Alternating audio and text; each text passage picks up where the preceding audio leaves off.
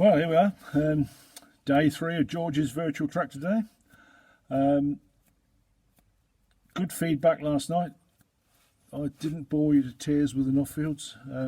Some got quite excited about it. Some picked up on the bit of humour that was in there, which was great. I really appreciated the comments. I really appreciate the likes, and the feedback is what it's all about, really. If as long as somebody's coming back and saying they like it, you're not wasting your time. But if you don't get some feedback, you know, it's a lonely road, I tell you, when you're putting stuff out there on your own. You know, you've got to have a bit of praise, a few pats on the back, and you do it. But I've had some great responses and made a few more friends. There's quite a few people have wanted to be friends, liked it. So it looks like we're going to go on for a bit longer. Today I'm going to take, I know a lot of people are waiting to get into the Fordsons, but we're going to be into Fordsons, but not quite the ones you're expecting at the moment. So let's have a go at that and see what you think. So see you later. Right, well, here we are again. We're going to talk about Fordsons tonight. It's a bit of one of my passions, as most of you know. But these are the oldest ones I've got, really. So we're not going to get onto the diesel models yet. We're going to have a little chat about Standard Fordsons. So let me just turn the picture around. Go on, you swine. So there we are. We've got the same view we had last night, and here's the container where the Land Rover's hiding. And right next door to it, it's the Standard Fordsons. Now, this is a pair, really. One's Timmy's, one's mine. The one with his look-alike on is Timmy's. It's 1943. We think it's 1943. We're pretty sure it is. And it's a local tractor. It came from a farm, I guess as the crow flies, it's not much more than a mile away. We can, if we went to the back of the building, we could actually see the fields on the farm. But it's just in St Colin Parish. It was bought new, we believe. Timmy's owned it for a lot of years. It was a chap called John Thomas owned the tractor. No jokes, please. It was left in a shed over there. Tyres went flat. Timmy was told he could buy it if he could get it going. So we went and sorted the mag out and got it started and had it away. I think he did sell it, but he bought it back again very sensibly. And it was rotten. It sat with a pair of Field Marshal mudguards on it for a long time. And then he found these. They're actually T20 industrial mudguards he's managed to put on it. And they've had to be cut and shuttered a little bit, but it's quite a good job. They're nice firm mudguard anyway, and they fitted a treat. So Timmy did a good job, and it's a lovely tractor. It really does run a treat. Easily one of the best we've got here, but and you know, it's one of these things that start every time. And I've never really had one like that, but I've got some now, I suppose, but not in the past. Anyway, rambling on about this one a bit. I wanted to buy it. I tried to buy it off Timmy. He wouldn't sell it, and I don't really blame him. And we bartered about it for years, and he usually gives in, but on this one he didn't. And so I had to find one. So I went looking on eBay, and I had several near misses, but nothing appealed to me really. And then I saw this one, and this was on a farm up in Cheshire. It was quite near to Chester, well, between Chester and Liverpool really. And that sounds a long way from here for me, but you know, I'm travelling up and down the line all the time. I knew I'd got to go to Scotland to see somebody, so I thought, right, I'd just take the trailer with me, and if I buy the tractor, I can pick it up and bring it home. And I bought it. I think it was. I forget now what I paid for it. It was about £500 anyway, but it was really what you see in there. But I knew the engine didn't work; it wasn't running, so I was sort of in for it a bit. But I don't know, was it £400? Anyway, it doesn't matter. Doesn't matter what I paid for it. it was what I wanted. So I rang the people up that I bought it off, and very nice people, called Booth they were, and spoke to them and told them what I wanted to do. I said I'm going up to Scotland, going to pick it up on the way back. I paid for it on PayPal, so that was all done. But I said, can I leave the trailer with you? Save me dragging it all the way up to Carlisle and back. And yes, no problem at all. You do that. And anyway, after I put the phone down, I thought, Christ, it's a bit close to Liverpool. Am I going to get back to the trailer and find no wheels on it, or no trailer on the wheels? So I thought, well, I don't want to ring them back again and say, is some bugger going to pinch it? So I had a look on Google Earth, picked the place up and looked at it, and it was 2 fields in, a secure courtyard, and I really had no worries. But just as I was having a sneaky look, I spotted the shape of a tractor in the corner of this yard, and I knew when I bought the tractor that it was stood on some cobbles. There's no brambles or anything around it, so got in as close as I could, and sure enough, it was this tractor. So I wasn't too worried about him moving it, but I scrolled back through the years. You can go back through the years on Google Earth, and nothing really changed, including the position of the tractor. And it went right back to, I think, 1997. I bought it in 2014, and it went back to 1997. Tractor stood in the same place and could have been before that. So I knew it had been stood there for 17 years. So I was praying they wouldn't move it till I got up there, and sure enough, they didn't. The Mr. Booth Jr., he was there, and he borrowed a telehandler, knew when I was coming there, and we actually loaded it before I went up to Scotland, so knew what was what. And he picked it up with the handler easy, but watched it move out, and I got a bit of the history of it then, and as I say, it had been bought on the farm in 1943. The tyres you see on the back are the tyres that they had on it. I don't think it came with those wheels on it. They're not Dunlops or anything like that. They look like a commercial wheel of some sort, but they weren't sure what it had on it. But I've actually got one of those tyres. They were both inflated actually, but one had got very flat, and it's got some huge cracks in it. It's the one against the wall, and you can't see it. And you can drive it around, but it's going to go off bang, and I don't really want to do that. But I've always fancied having one on spade lugs. So the set of spade lugs I showed you last night, or no, the first night, which you can just see there. You can't actually, but they're under that set of worn out ones you can see on the top. They're under there. Anyway, I'm going to put those on this. It's going to have a set of spade lug wheels.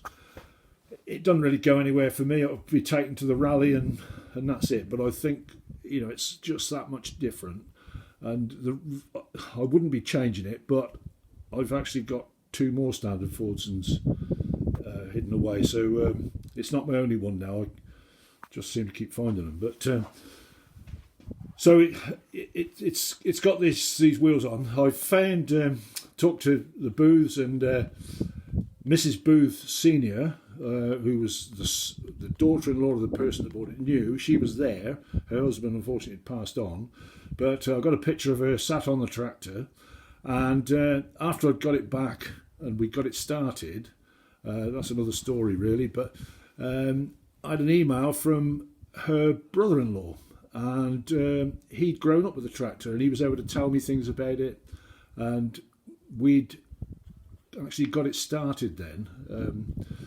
When I brought it back, I didn't really know what to do with it. I knew it was seized up, but I'm no expert on these petrol paraffin things. I don't mind diesels.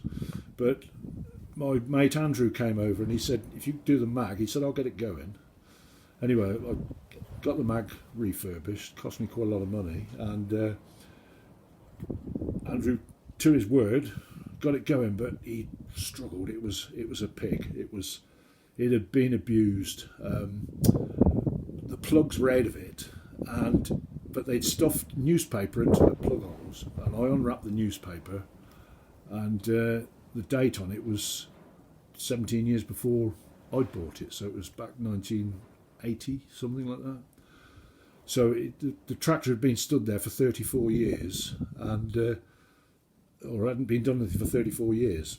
So we thought, well, it's all right, let's soon get that going. So Andrew tried to pull it apart, and he rang me and he said, Christ, he said, this is stuck. And anyway, it was stuck because of this piston. I kept this piston as a souvenir, and that was the piston, and that's what Andrew had to do to get it out. It was absolutely wedged in there solid.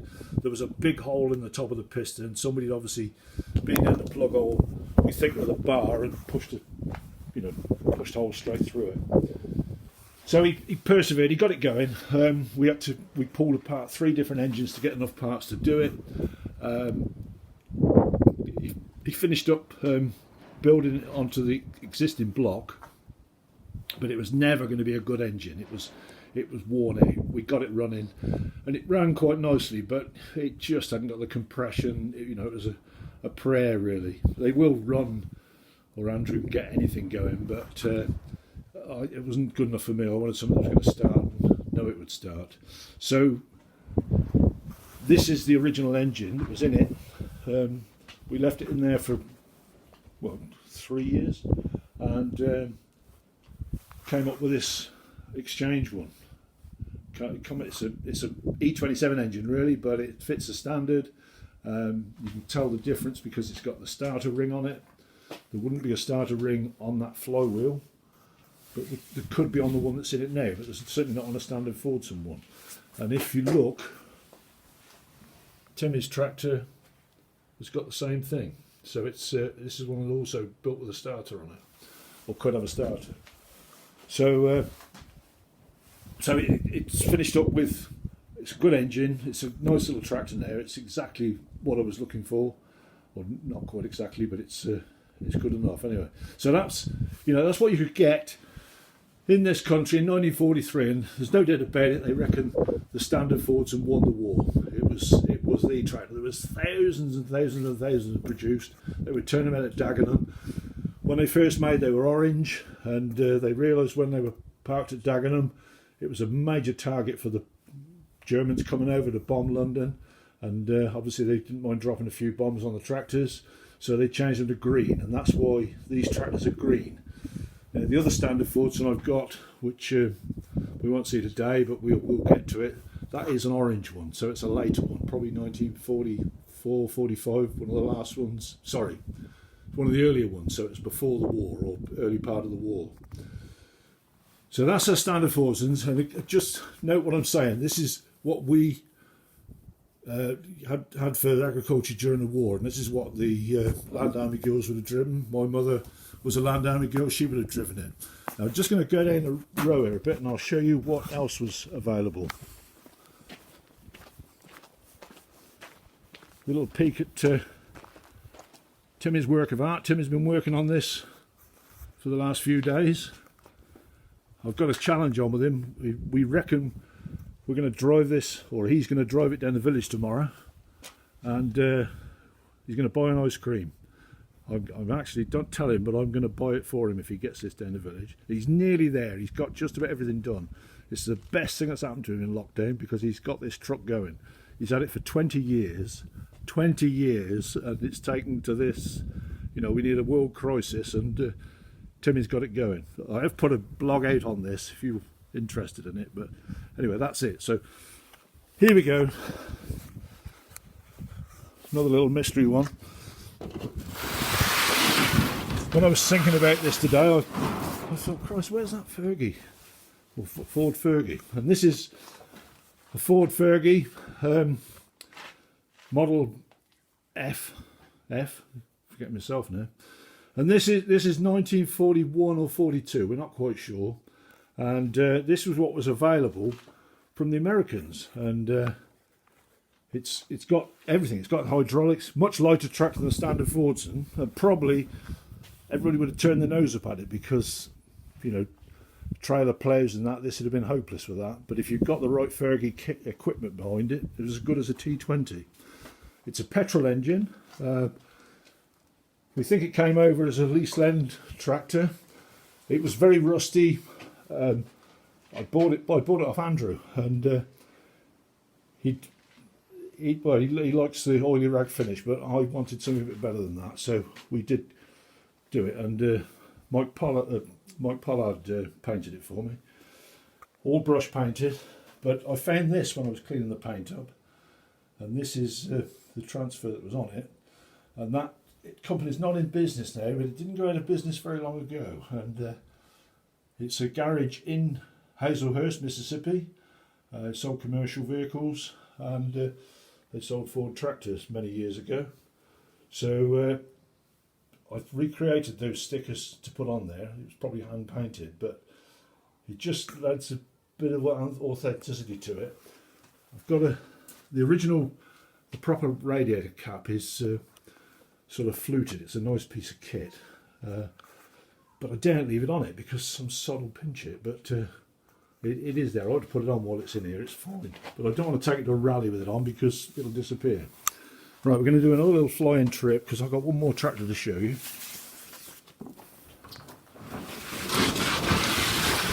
Put that one away for the night. And close your eyes, boys, because we've got one or two things that I don't want to talk about tonight, but I will give you a flash. There's one.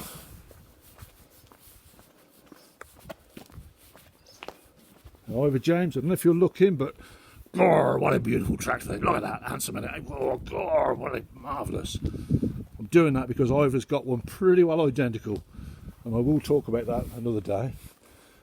Now we're going in here now, and this is, I've got one John Deere, look. It's not not the most best kept vehicle, but my God, I do love mowing the lawn with that one. This is where Tom Harrington gets excited. No, Tom, we're not talking about this one. We're talking about this one. This is the Standard Fordson, not the Standard Fordson, but this is what I drove as a kid. Narrow mud guards. It's about the same age as the others, bit later, probably 1944. It's what you see. This is another local tractor. It was bought by a local contractor's grandfather. Amazingly, when it was sold, he was stood next to it when Timmy bought it. And afterwards he said, "Oh, I should have bought it, I should have bought it." I said, "Why on earth didn't you?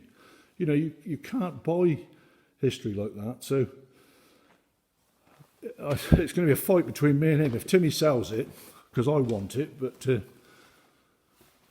it's what you see. It's a lovely tractor, and this is exactly what I had as a kid to drive, with these little narrow mud guards here, look. And when I was I don't know, I'd say 4 years old, but probably a little bit older, but I used to be allowed to stand on that clutch. The clutch is there. So I can get my foot on it. It's there, he's pegged down at the moment, stop the clutch sticking. And I could, by holding onto the mudguard and pushing down on that and holding onto the seat, I could get the clutch to go down, and I was allowed to move the tractor forward when they were picking sheaves up. So we're going back a long time now, picking sheaves up.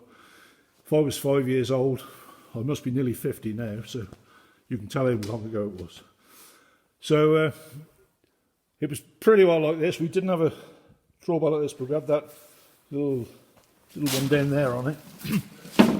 And I was allowed to pick up sheaves, and then they brought the law in where you weren't allowed to drive a tractor, you weren't allowed to get near a tractor until you were 13, and I was heartbroken. I mean, how on earth were they going to manage without me? Because I was an essential part of the team. But manage they did, and my little tractor disappeared, and I forgot about it for years, really. We had a E27 N Fordson and a Field Marshal, and that was what my dad used to use, and that's all he needed, really. Anyway, when I was 12, the tractor reappeared, and sort of, oh, where's that come from? And apparently a local cricket club had borrowed it to roll their cricket pitch, and they didn't return it until my dad decided I was old enough to drive a tractor. So the first job I was given with it was rolling a 10-acre field of wheat, and went out and rolled this field, and he told me, I was quite surprised when he started it up, and off you go then, go down and roll that field of wheat. And it was quite a big field, and there was 10 acres at the bottom of it, and he was doing some at the top, so I was laid out on my own. It was brilliant. And got down there, and of course crept down there in bottom gear, and then I found second gear, and then I found top gear. And I mean, they're not that fast, but top gear, Christ, we were motoring then. And I soon had this field rolled, and I went back up and, oh, you finished it then? Yeah. So you done it too bloody fast. He said, now go and do it again at the right speed. So it was, oh no. But of course, I got speed in the blood, and I always wanted that higher gear, but I did go back and roll it in second gear and did it properly, so that was good. It's such a shame that I mean, there was thousands and thousands of these tractors made, and you know, I can remember them being sold for peanuts, really. You could get £15 for a Standard Fordson, and the scrap merchants would take a tractor like that, and they would just walk up to it, and they'd go around behind, and they'd get a sledgehammer, and they would smash that diff, just smash it right out, let the oil go on the floor, smash the oil out, and there's a phosphor bronze piece in there which is worth a lot of money, and that was the bit they were after. And then you might, if you were lucky, they'd come and take the rest away. And we had, well, I'm sure that was the fate of my Standard Fordson, but I can't remember it being scrapped, but I can't remember it going anywhere else, and I don't know where it went. And of course my dad's gone on there, so I shall never know. But I know, we're not talking about this one now, but we had several of these E27Ns over the years, and only one of those escaped the scrap man, and the next person that bought it, he sent it the same way. So they were all scrapped. All my memories were scrapped. So that's it for now. We're doing more and more. That's 20 minutes. Okay, so I hope that's been interesting for you. I'll try and think of someone else for tomorrow. So that's it for now. All right, well, what do you think of it then? This is Dave's rambles, more so than Dave talking technical about the tractors. I tried to give you a bit of information about the tractors, but there was more stories in that one than there was information about the tractors. I can bore you to tears with the facts and figures when I know it, and I don't know that much about Standard Fordsons, but you know, I like the stories behind it. That's me personally. Some of you'll know that I write for the Tractor magazine, and you know, I always ramble on about something to do with the tractor rather than the tractor itself, and it's my memories that come back, and I love talking about it. You know, I think I've had a great life with tractors and stuff like that, and I want to share it around, really. So you know, there you are. It's what it's all about. If it's time as much as anything, I can tell you that should be a polished performance, because I filmed the whole bloody thing and then realised I was taking photographs of myself rather than videoing, which was a bit stupid. But I don't pretend to be a technical wizard, so I'm going to go and try and get this onto Facebook now. That's a challenge as well, I can tell you, but I'm getting better at it. I'm going to try and add in a couple of little videos as well, which I'm not quite sure how they're going to blend in, but you'll see what we're doing. And one will be when we were loading the tractor, and one will be, well, you'll have seen it by now. If I've mucked it up, you'll have seen the muck up, and if you haven't seen it, it's because I couldn't do it. But I'm trying to get in the pictures of when that it was actually loaded at the booths. The first time it was moved, that was the first time it had moved for 17 years, and then there's a picture of Andrew on its first run, and that would be the first time it's run for at least 34 years. So, you know, it's quite a few milestones there, and I hope it interests you. And if it doesn't, well, tell me, but be gentle. Yeah, let's see. Give me the feedback. I love the feedback. Right. Hopefully see you tomorrow, and see how we get on. Cheers.